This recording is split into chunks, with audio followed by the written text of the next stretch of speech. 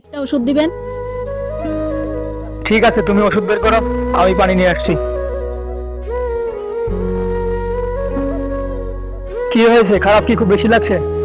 আরে সাইম, দেখো না, আমি ফার্মেসিওয়ালাকে 100 টাকা দিয়েছিলাম। আমার মনে হয় তাদের ভুল হয়েছে, ওরা মনে করেছে হয়তো আমি 500 টাকা দিয়েছি।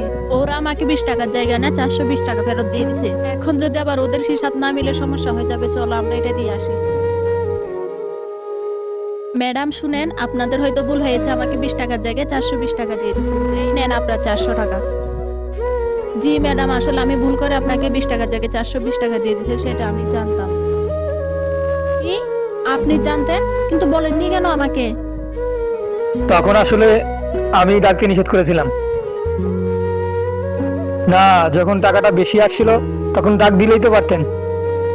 ভাই, আজকাল লোকেদের সম্পর্কে তো আপনি জানেনই, ছোটখাটো বিষয় নিয়ে ঝগড়া করে।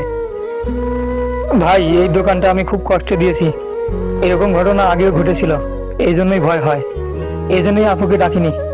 আসলে এই দুনিয়াটা বেশি দিন থাকার জায়গা না। আপনারা অনেক ভালো মানুষ, টাকাটা পেয়েও ফিরিয়ে দিচ্ছেন। আপনাদের জন্য অনেক অনেক দোয়া থাকবে। ঠিক আছে, চলি ভাই।